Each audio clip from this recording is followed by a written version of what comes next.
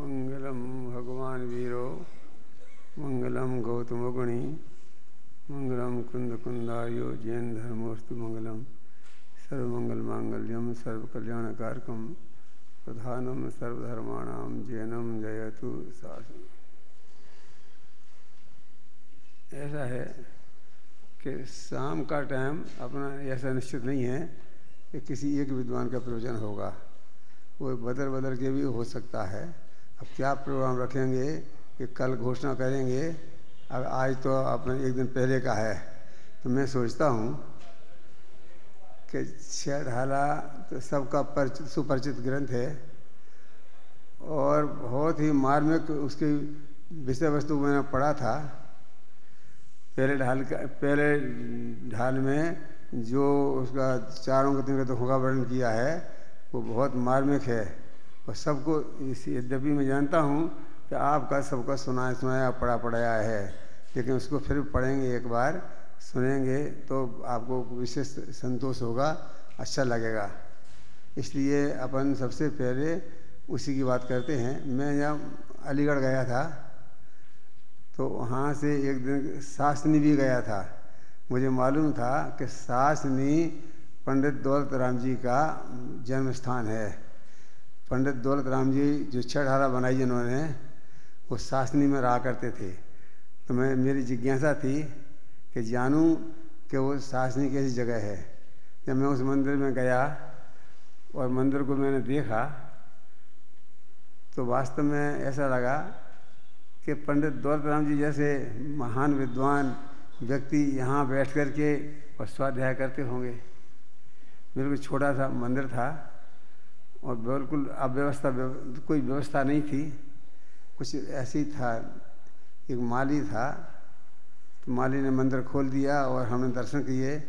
दर्शन करके हमको संतोष नहीं हुआ, ऐसा लगा कि पंडित दौलत राम जी जैसे व्यक्ति तो यहाँ नहीं होना चाहिए, कोई अच्छे स्थान में होना चाहिए। लेकिन न केवल दौलत राम जी की बात है, बल्कि जितने विद्वान हुए हैं प्राचीन काल में, सभी की यही हालत थी। पंडित टोडरमल जी 250 वर्ष पहले यहाँ हुए थे, तो उनका वो मंदिर है 13 दिगंबर जैन मंदिर, उसको भी देखा और देख करके ऐसा लगा कि यहाँ पर लिखा है, शास्त्रों में ऐसा लिखा है कि 1000-1500 आदमी बैठते थे, सुनने को सुनते थे। तो कहाँ बैठते होंगे, कैसे बैठते होंगे, क्या करते होंगे, कुछ समझ में आया नहीं। लेकिन शास्त्रों में लिखा है और होता होगा, बैठते होंगे आगे अगल बगल में, पीछे आगे, मंदिर के अंदर बाहर, कैसे करके बैठते होंगे और होता होगा। लेकिन अलीगढ़ का देख करके तो और ऐसा लगा, अटपटा लगा। हालांकि मालूम पड़ा कि बाद में वो पंडित दौलत राम जी अलीगढ़ आ गए थे और अलीगढ़ में बहुत काल रहे। उसके बाद और जहाँ उनकी आजीविका थी वहाँ गए। तो उनके बारे में ये भी कहा जाता है कि वो आजीविका कैसे करते थे, छींट ठेकने का काम करते थे और छींट ठेक करके अपनी आजीविका चलाते थे। और उनका ये नियम था कि 5 रुपये का काम हो जाएगा तो मैं काम बंद करके अपना स्वाध्याय का काम करूँगा। ऐसे पंडित दौलत राम जी की ये छह ढाला नाम का जो ग्रंथ है, ये अपने आप में अद्भुत ग्रंथ है। जब इसको हम शुरू से पढ़ते हैं तो हमारी आँख में आंसू आते हैं, ऐसे लगता है कि कितना बढ़िया ग्रंथ उन्होंने लिखा है। देखो, सबसे पहले अपन पढ़ते हैं कैसे 3 भुवन में सार, वीतराग विज्ञानता। वीतरागता और विज्ञानता ही 3 लोक में सार है। आज एक जब अपना झंडारोहण हो रहा था तो उस समय एक विद्वान व्यक्ति मेरे बगल में बैठे थे। वो तो यहाँ नहीं है शायद, लेकिन वो मैं जानता हूँ वो बिलाला फैमिली से थे। अब कौन से बिलाला थे मैं नहीं कह सकता हूँ, लेकिन उनने एक प्रश्न किया था। उनने पूछा कि ये किसकी पूजन हो रही है और क्या पूजन है, सिद्ध पूजन क्या होती है।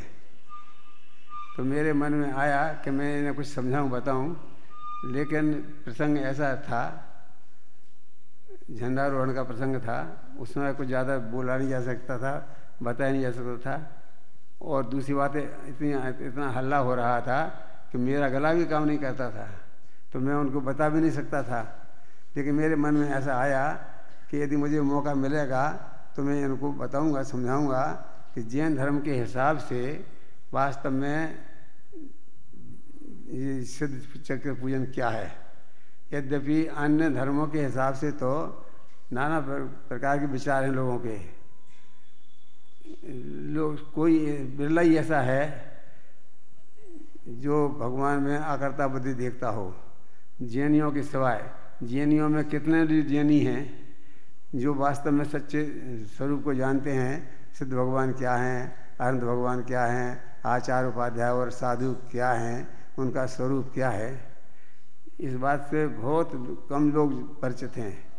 मैं जानता हूँ आप लोग के यहाँ आए हैं तो आप लोगों से ज़रूर परिचित हुए होंगे और होंगे, आगे चल के हो जाएंगे, लेकिन जानने की चीज़ है, समझने की चीज़ है। देखो ये कहते हैं मन में सार वितराग विज्ञानता शिव स्वरूप शिवकार नमो त्रियोग समार्ग। कैसे हैं वो भगवान? शिव स्वरूप हैं, मोक्ष स्वरूप हैं और शिवकार मोक्ष को देने वाले हैं। ऐसे सिद्ध भगवान, ऐसे पंच परमेष्ठियों को मैं, वितराग विज्ञानता को मैं नमस्कार करता हूँ। ये तो मंगलाचरण की बात है कि मंगलाचरण में किसको याद किया उन्होंने कि जो तीन लोगों में सारभूत है, और कोई ऐसा क्या है, वितराग विज्ञानता तीन लोगों में सारभूत है, और वो शिव स्वरूप है और शिवकार है, मंगलमय है और मंगल को करने वाली है। ऐसे वितराग विज्ञानता को मैं मन वचन काय को नमस्कार करता हूँ। इस प्रकार तो उन्होंने मंगलाचरण किया है, संक्षेप में कर दिया है। उसके बाद में देखिए आप क्या लिख रहे हैं, वो समझने की चीज़ है। और वो सबसे पहले लिखते हैं कि ये त्रिभुवन में जीव अनंत, जो तीन लोकों में अनंत जीव हैं। एक तो ये ज्ञान करा दिया उन्होंने कि जीव कितने हैं कि अनंत हैं, पुद्गल कितने हैं कि अनंत हैं, धर्म द्रव्य कितना है, एक है, अधर्म द्रव्य कितना है, एक है, आकाश द्रव्य कितना है, एक है, काल द्रव्य कितने हैं, असंख्य हैं, है ना। तो ये त्रिभुवन में जीव अनंत है। तो पहले तो ये ज्ञान करा दिया कि जीव आनंद जीव लोक में है। ये त्रिभुवन में जीव अनंत, वे सभी जीव एकमात्र सुख चाहते हैं और सब दुख से डरते हैं। सुख चाहें दुखते भयवंत, सुख चाहते हैं और दुख से डरते हैं। तो सुख कैसे प्राप्त हो और दुख का अभाव कैसे हो, ये उपाय जानना चाहते हैं हर आदमी। कि जो तीन लोक में जीव हैं, जो आनंद जीव हैं, वे सभी जीव एक चाह है सबकी। सभी जीव क्या चाहते हैं? देखो, सब चीज़ सुख चाहते हैं और सभी जीव दुख से डरते हैं। सुख चाहें दुखते हैं भयवंत, सुख चाहते हैं और दुख से डरते हैं। तो तात इसलिए मैं दुख को दूर करने वाली और सुख को देने वाली शिक्षा को कहता हूँ।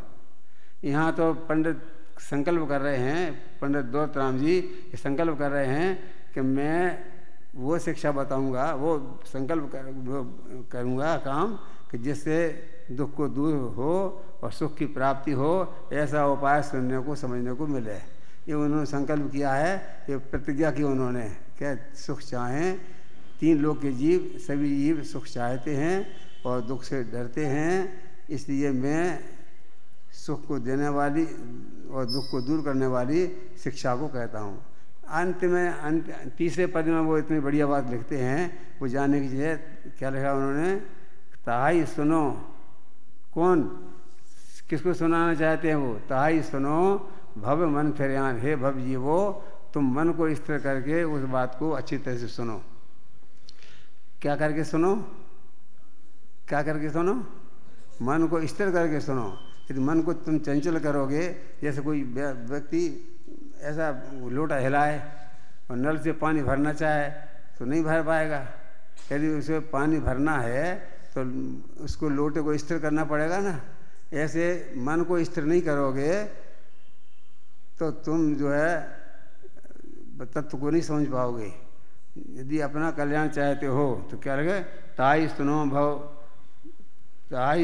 भव मन फिर यहाँ। हे भव जीवो, तुम मन को स्थिर करके उस बात को मेरी सुनो। जो मैं तुमसे कहना चाहता हूँ उस बात को कैसे सुनो, तुम मन को स्थिर करके सुनो। ताई सुनो भव मन फिर यहाँ। और सुनो, शर्त लगा दी कि जो चाहो अपना कल्याण। यदि अपना कल्याण चाहते हो तो सुनो, मेरे ऊपर दया करके मत सुनना। कभी कह रहा है कि मेरे ऊपर कृपा करके मत सुनना। यदि अपना भला चाहते हो, अपना कल्याण चाहते हो, अनंत दुख से दूर छूटना चाहते हो, अनंत सुखी होना चाहते हो, तो तुम मेरी बात को ध्यान से सुनो।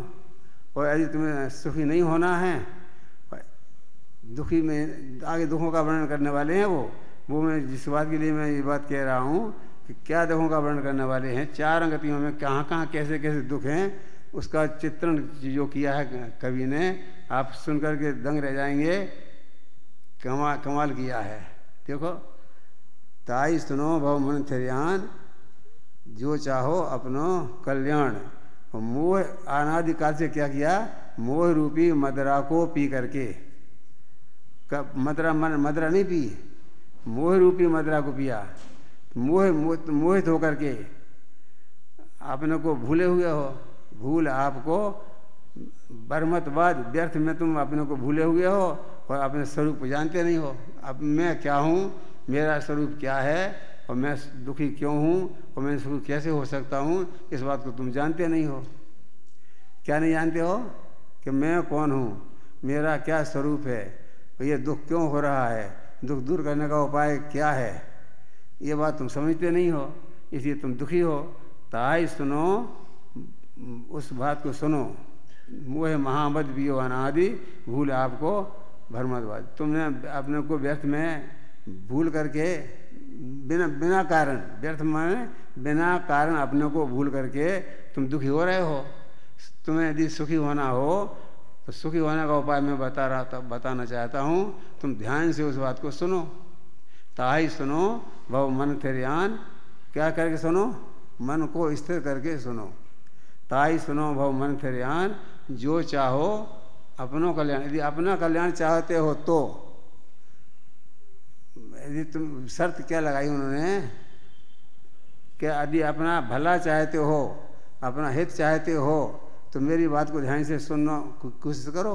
और यदि तुम्हें अपना हित नहीं चाहिए हो और इसी प्रकार तुम्हें संसार के अनंत दुखों का भोगना है, तो तुम्हारी मर्जी है, तुम अपना काम करो, मुझे अपना काम करने दो। ताई सुनो भव मन थिरयान, जो चाहो अपनों कल्याण। यदि अपना कल्याण चाहते हो तो तुम मेरी बात को मन को स्थिर करके सुनो। आगे क्या कहते देखिए, ये तो भूमिका बनाई उन्होंने, तास भ्रमण की है बहु कथा।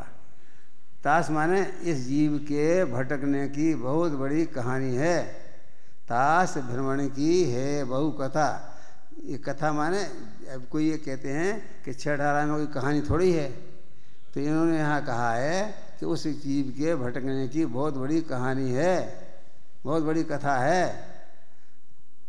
तास भ्रमण की है बहु कथा, पे कछु कहूँ तो भी, यद्यपि मैं पूरी नहीं कह सकता हूँ, मेरे बस की बात नहीं है कि मैं पूरी कथा कहने बैठ जाऊँ तो कह लूँ, लेकिन मैं जितनी मुझसे बनेगी उतनी कोशिश करता हूँ। पे कछु कहूँ कही मुनियता, और क्या कैसी कहता हूँ कि अभिमान जरा भी नहीं है। जैसी मुनिराजों ने कही है, जैसे आचार्यों ने कही है, जैसे पूर्व आचार्यों ने कही है, उसके अनुसार मैं थोड़ी सी कहता हूँ। जैसे क्या कही मुनि यथा, जैसी मुनिराजों ने, आचार्यों ने, पूर्व आचार्यों ने कही है, उस कथा को मैं आपके सामने संक्षेप में कहता हूँ। संक्षेप में कहता हूँ, ये कह रहे हैं, ताई सुनो भवता से भ्रमण की है बहु कथा, उसको भटकने की बहुत लंबी कहानी है, तो अभी मैं संक्षेप में कहता हूँ, उसको तुम ध्यान से सुनो। काल अनंत, अब यहाँ शुरू करते हैं कहानी। काल अनंत नगोद मझार, यहाँ से करणान योग शुरू होता है। देखो आप कि इस जीव ने एक बार नगोद में गया ना, तो अनंत काल तक रहा। काल अनंत नगोद मझार भी तो एक इंद्री तनधार। एक इंद्रिय पर्याय में, एक इंद्रिय मान जानते हो, केवल स्पर्श इंद्रिय, ये पेड़ पौधे घास कूड़ा कचरा ये सब है ना, जंगल देखा होगा आपने, कांटे के पेड़ पौधे, ये सब एक इंद्रिय जीव हैं। तो काल अनंत निगोद मजार, इस जीव ने निगोद के अंदर रह करके अनंत काल बताया और एक इंद्रिय पर्याय को धारण किया। एक इंद्रिय पर्याय में रह करके निगोद में नित्य निगोद दो तरह का होता है, नित्य निगोद और ये इतर निगोद, जो अनादि काल से आज तक निकले ही नहीं है वहाँ से निगोद से, वो तो नित्य निगोद है। और जो एक बार निकल गए वहाँ से और फिर दोबारा निगोद में गए, उनका नाम इतर निगोद है। लेकिन दोनों एक जैसे ही हैं, चाहे वो नित्य निगोदिया हों, अनादिकाल से निगोद में पड़े हैं, आज तो कोई बाहर नहीं निकला है, अनादिकाल से निगोद। देखो एक इंद्रिय पर्याय के जीवों के दुख देखोगे तो कल्पना आएगी हमारी तुम्हारी यह गति हुई, और हम अनादिकाल से हैं। कब से हैं? अनादिकाल से हैं। तो अनेकों बार हम निगोद में गए, वो दोबारा गए तो भले इतर निगोद कहलाया, तो उसमें क्या फर्क पड़ गया? चाहे नित्य निगोद हो, अनादिकाल से उसमें रहे और बाद में चले गए, फिर अनंतकाल तक रहे। ये देखने की बात क्या है कि अन्य धर्मों में तो क्या है कि वो जीव मरता है तो वो भगवान के पास जाता है, फिर भगवान न्याय देते हैं उसको, फिर वो बताते हैं कि तुम कहाँ फलां जगह जाओ, तो फिर वहाँ जाता है वो जीव। फिर ऐसी दुनिया भर की गप्पें लगाते हैं। ऐसा जैन धर्म में तो है नहीं। जैन धर्म तो ये कहता है कि जैसे ही करनी करता है तद अनुसार उसकी गति होती है और वो सीधा वहीं चला जाता है। जैसे यहाँ से नरक में चला गया, निगोद में चला गया, एक इंद्रिय पर्याय में चला गया, दो इंद्रिय पर्याय में चला गया। आज हम और आप पंच इंद्रिय पर्याय में, संघीय पर्याय में बैठे हैं यहाँ, और तो हमको ऐसा नहीं लगता है कि हम बहुत बड़ी कीमत चुका रहे हैं, हम बहुत बड़ा काम कर रहे हैं। यदि हम ये काम कर रहे इस भव में नहीं कर पाए तो हमारी क्या दुर्गति होगी, उस कल्पना करो आप, सोचो ज़रा। एक इंद्रिय पर्याय में चले गए, अनंत काल तो वहाँ रहना पड़ा, तो क्या होगा? एक पेड़ पौधा है ना, पेड़ है, जमीन ये खड़ा है नदी के किनारे, 100 वर्ष तक तो अपन देख रहे हैं, टेढ़ा खड़ा है, ऐसा तो टेढ़ा ही खड़ा है। तो नदी के किनारे पर टेढ़ा खड़ा है तो टेढ़ा ही खड़ा है, तो वो खड़ा है एक जगह खड़ा है, धूप लग रही है, सर्दी लग रही है, जीव है ना, आखिर जीव को क्या नहीं होता है? जीव तो पूरा जीव है। एक इंद्रिय पर्याय में पहुंच गया है और एक नदी के किनारे खड़ा हुआ है। तो एक पेड़ की बात बता रहा हूँ, ऐसे नदी के बीच में जो वो टहनियाँ हैं, थोड़े पतले पतले पेड़ पौधे हैं, वो सब एक इंद्रिय पर्याय में वहाँ पड़े और अनंत काल तक। एक बार एक इंद्रिय पर्याय में चला गया तो अनंत काल बीत जाता है, वहाँ से निकाल नहीं पाता है। तो ये हमारी तुम्हारी दशा हो जाएगी यदि हमने वर्तमान काल में अपने भविष्य को उज्ज्वल नहीं किया। क्या इसमें कोई माफ़ नहीं करेगा इसको? इसमें वो मुझे याद आता है, कौन अनेकांत का, कि अल्पकाल में उसका वियोग हो गया, वो मनुष्य पर्याय से चली गई उसकी। यद्यपि उसने पढ़ लिया, गुण लिया, समझ लिया, लेकिन उसकी मनुष्य पर्याय गई। और मनुष्य पर्याय गई और एकाध भव में कई अच्छा पर्याय में जोड़ा जाएगा, लेकिन उसके बाद में अनंत काल तक के लिए गया काम से। फिर कहाँ कहाँ जाएगा, क्या क्या होगा, कैसे कैसे हमारा तुम्हारा भी ऐसे होने वाला है। यदि हम वर्तमान काल में अपने नहीं चेते, कुछ कहा, चेत नर चेत सयाने, काल व्यथा मत खोवो, यह नर भव फिर मिलन कठिन है जो सम्यक नहीं होवे। यदि सम्यक दर्शन प्राप्त नहीं किया और इसी प्रकार से विषय कषाय में रच पच करके हमने अपने जीवन को बर्बाद कर दिया, खो दिया, हमारा जीवन समाप्त हो गया, तो कहाँ जाएंगे, क्या होगा, कल्पना नहीं कर सकते आप, सोच नहीं सकते। एक इंद्रिय पर्याय में जाएंगे, इसमें आने वाला है जो आगे, काल अनंत निगोद मझार भी तो एक इंद्रिय तंधा। एक इंद्रिय पर्यायों को धारण करके अनंत काल बता देगा एक इंद्रिय पर्याय में। और एक इंद्रिय पर्याय में कहाँ कहाँ जाएगा देखो, तो उसमें लिखा है उन्होंने काल अनंत एक इंद्रिय पर्याय, इसने तो बहुत संक्षेप में वर्णन किया है, बहुत संक्षेप में। जल्दी से आगे दूसरे मान दूसरी दो गति की बात कर दी है। दुर्लभ लई ज्यों चिंतामणि त्यों पर्याय लही तृष्णतणी। ये बताते हैं जैसे चिंतामणि रत्न है, एक बार अपन नदी में फेंक दो, तालाब में फेंक दो या समुद्र में फेंक दो, तो उसका मिलना जितना कठिन है उतना एक इंद्रिय पर्याय से दो इंद्रिय पर्याय में जाना कठिन है। यद्यपि आपको ऐसा लगता होगा कि ये तो बहुत सरल बातें हैं, ये क्या कह रहे हैं, लेकिन जिनने नहीं सुनी है, जिन्हें पहले बार सुन रहा है, जो दूसरी बार सुन रहा है, उसको सोचो, कल्पना करो कि वो क्या है उसकी बीती होगी उस पर। क्या दुर्लभ लही ज्यों चिंतामणि त्यों पर्याय लही तृष्णतणी। ये तृष पर्याय ऐसी मिलना मुश्किल है कि जैसे चिंतामणि रत्न समुद्र में फेंक दिया तो वो दोबारा मिलना मुश्किल है, मिलता नहीं है। उसी प्रकार से ये पर्याय चली गई, ये मनुष्य पर्याय जो हमने प्राप्त कर ली है, ये पर्याय चली गई, बीत गई, तो क्या होगा। तो यहाँ पे ये कह रहे हैं कि एक इंद्रिय से दो इंद्रिय होना कठिन है, दो इंद्रिय पर्याय में आना मुश्किल है। दुर्लभ लही ज्यों चिंतामणि त्यों पर्याय लही तृष्णतणी। तृष की पर्याय मिलना इतना कठिन है, दो इंद्रिय में होना इतना। दो इंद्रिय पर्याय क्या है, वो लट होती है ना, लट आपने देखी बिलबिलाती हुई ऐसी, वो पर्याय में आना कठिन है। उसमें क्या सुख है बताओ, कितना दुख है वो, लेकिन उसमें पर्याय में आना मुश्किल है। दो इंद्रिय में आ जाए तो तीन इंद्रिय में आना मुश्किल है, तीन इंद्रिय में आ जाए चार इंद्रिय में आना मुश्किल है। तीन इंद्रिय में क्या है, चींटा यहाँ से वहाँ घूमते फिरते हैं, अब इन्हें क्या सुख है, कितने दुखी हैं। इनकी तीन इंद्रियाँ हैं कुल, आँख भी नहीं है, कान भी नहीं है, कुछ भी नहीं है। दो इंद्रिय के दो इंद्रियाँ हैं केवल, एक इंद्रिय के एक इंद्रिय है केवल।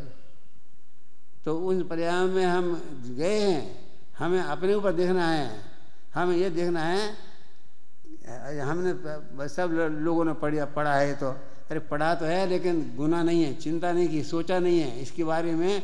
आप हमारे ऊपर यदि ये बात बीते तो क्या हो, यदि हम उस पर्याय में चले जाएं तो हमारी क्या दुर्दशा होगी।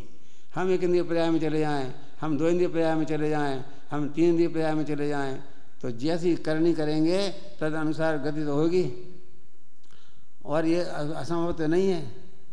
दुर्लभ लही ज्यों चिंतामणि त्यों पर्याय लही तृष्णतणी। लट पपील आदि शरीर धर धर मर्यो सही बहु पीर।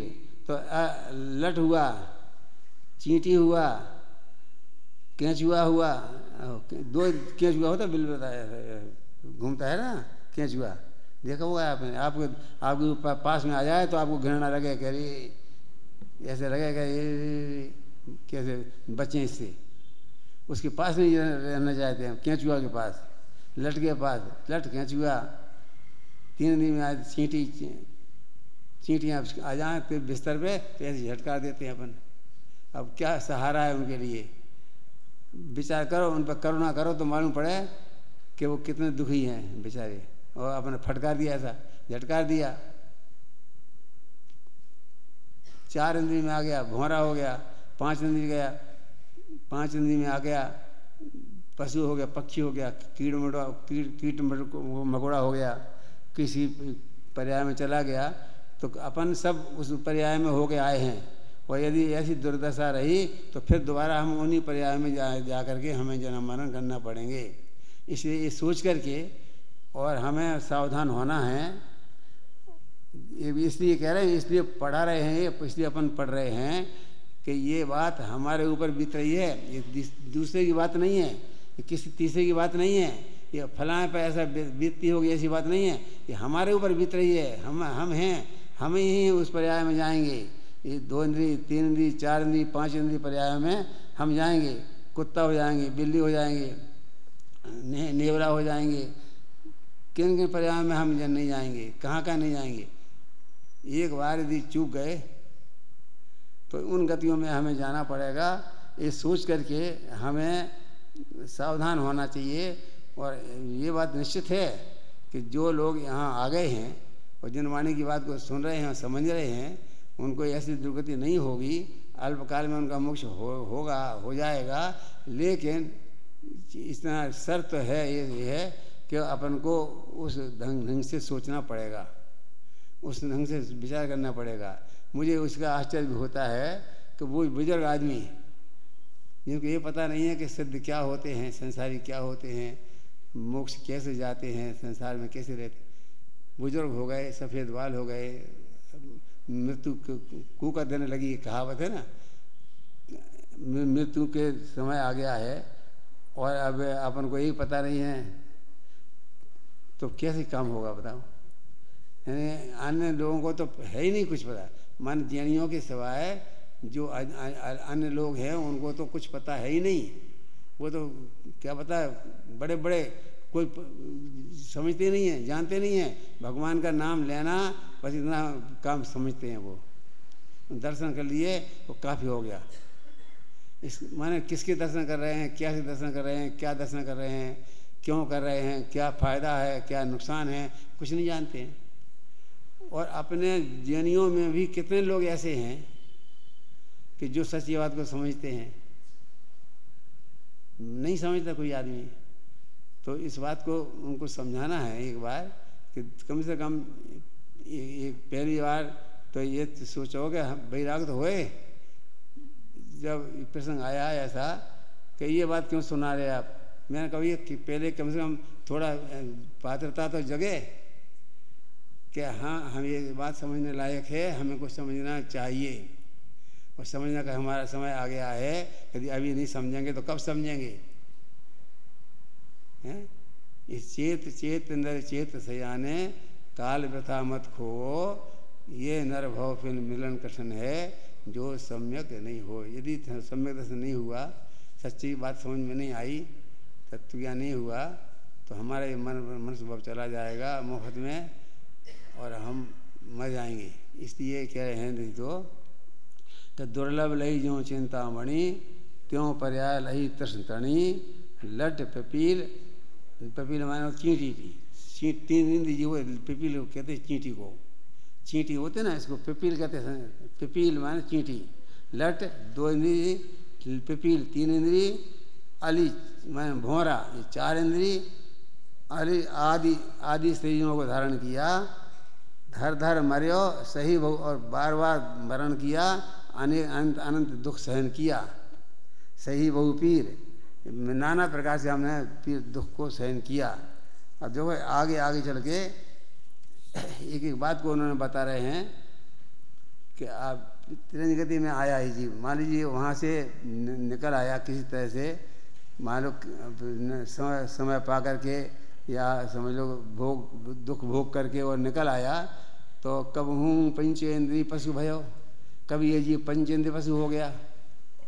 तो मन में निपट अज्ञानी, तो मन के बिना मन ही नहीं है, सोचने की शक्ति नहीं है, समझने का कुछ चारा नहीं है, उपाय नहीं है। तो मन में बिना निपट अज्ञानी, तो मन के बिना अज्ञानी रहा। और मान लो मन आ गया और सिंह आदि क्रूर पशु हो गया, तो नवल कमजोर पशुओं को मार मारे खाता रहा। नवल पशु हति खाइए भूर, इसमें अपना जीवन बिता दिया, पूरा जीवन इसी में चला गया, खाना ढूंढने में, खाने में, इसी में बर्बाद हो गया। और क्या उसने क्या कमाया, क्या किया उसने, पेट ही भरा है ना। सिंह हो गया और कभी आप भयो बलहीन, कभी खुद कमजोर हो गया, हिरण हो गया, तो सिंह ने उसको खाया, उसने उसको खाया, उसने उसको खाया, इसी में जीवन चला गया। मनुष्य त्रिंज पर्याय में गया, त्रिंज पर्याय में ये जीव इसमें चला गया। क्या क्या क्या क्या क्या करे, क्या करे, क्या खाए, भोजन दूसरे का भोजन बन जाए। यदि हिरण हो गया, कमजोर हो गया, तो दूसरों का भोजन बन गया। यदि बलवान हो गया तो दूसरों का भोजन करता रहा, तो खाया खिलाया, इसी में जीवन चला गया। जो क्या रखा, कबहूँ आप कबहूँ पंचेंद्रिय पशु भयो, तो न मन में निपट अज्ञानी है, मन के बिना अज्ञानी हो गया। और कभी सिंहाधिक सेनी हो गया, मन वाला हो गया और सिंहाधिक हो गया तो निबर कमजोर पशु को खाता रहा। और फिर कहते हैं कबहू आप भयो बलहीन सब लन कर खायो दिन, तो कभी दीनहीन हो गया, दुखी हो गया तो दूसरों के द्वारा खाया गया। छेदन किया, मारा कूट किए, छेदन किया मैंने छेद डाला, भेद डाला, छेदन भेदन, भूख प्यास, भार बहन है हाँ हेम आत्म। कभी बोझा लादा, इतना बोझा ला दिया ज़्यादा जो मारो बैल हो गया तो बोझा आधा ला दिया उसके ऊपर। भार बहन हिम, कभी गर्मी के दुख, सर्दी के दुख, हिम बहन आतप त्रास, इन दुख को सहन करता रहा। क्या क्या दुख इसने सहन किए, अपने ऊपर घटाना कि हम उन गतियों में जा कर के आए हैं और उन गतियों के दुखों को हमने भोगा है।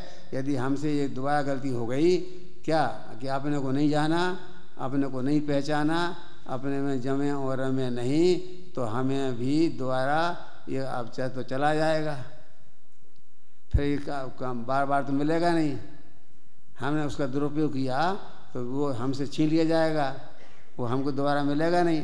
और हम इसी 84 लाख योनियों में जन्म मरण करते रहेंगे, भटकते रहेंगे। तो अपन को जैन धर्म के हिसाब से ये बताया जा रहा है कि हम मनुष्य गति तक आ गए हैं, मनुष्य पर्याय में आ गए हैं, हमको संगीपना मिल गया है, मनुष्यपना मिल गया है और योग पात्रता मिल गई है, तत्व की समझने की बुद्धि मिल गई है, 5 लब्धियों का स्वरूप हम समझने लगे हैं। तो अब हमें जल्दी से जल्दी अपना काम कर लेना चाहिए। ये हमें काम करना, इसके बिना नहीं कर पाएंगे यदि काम, तो हम भटक जाएंगे और फिर संचार गति में कहीं भी गुते खाएंगे। जैन धर्म के हिसाब से यह है ना कि यदि हमसे ये काम नहीं चूक गए, यदि ये चूक गए तो 4 गति 84 लाख योनियों में ही भटकना हमको पड़ेगा। इसलिए अब हमको चाहिए कि हम ये अवसर को छोड़ें नहीं और इसका पूरा लाभ लेवें। ये बात वो कहना चाहते हैं यहाँ पर। कबहू आप भयो बलहीन सब लन कर खायो अधीन। और देखो बंधन कभी बाधा मार दिया गया, बंधन में डाल दिया गया, बद्ध बंधन आदुख दुख घने, कोट जीवते जातना भन। यानी जीव माने जवान, करोड़ों जवानों से भी जिसे हम नहीं कह सकते, भने माने कहना, कोट जीवते जातना भने, भने माने हम करोड़ों जवाने एक जवान से कहना दूर रहा, ऐसी करोड़ जवान मिल जाएं और उस दुख का वर्णन करें तो दुख को वर्णन नहीं कर सकती हैं। इतने भयंकर दुख है से हमने बध के मारे जाने के, बंधन बांधे जाने के, बध बंधन आदिक दुख घने, कूट जीवते जातना भने। करोड़ों जवाने से भी नहीं कहे जा सकते, ऐसे भयंकर दुख हमने सहन किए। कूट जीवते जातना भने, अति संक्लेश भावते मरा। यहाँ देखो भाई तो बता रहे हैं कि अत्यंत संक्लेश परिणामों से मरेगा तो घोर स्वप्न सागर में पड़ो। आपने वो ऊपर जो वो करते हैं दिखाते ना, अपन वो नरगतियों के दुखों का वर्णन करते हैं, दिखाते हैं लोगों को पीरते हुए, भूख प्यासे मरते हुए, गर्म तवा में जलते हुए दिखाते हैं। तो वो चित्र दिखा करके लोगों को वैराग पैदा कराते हैं कि देखो यदि अपन ने जरा भी गलती हो गई, संकलेश परिणामों से अपन ने परिणाम छोड़ दिए तो अपनी दुर्गति हो जाएगी। इसलिए अपन को चाहिए कि अपने मरते समय अपने परिणाम संकलेश ना हो। संकलेश माने दुखी, संकलेश परिणामों से मरना माने दुख के साथ मरना। मानसिक दुख को कहते संकलेश।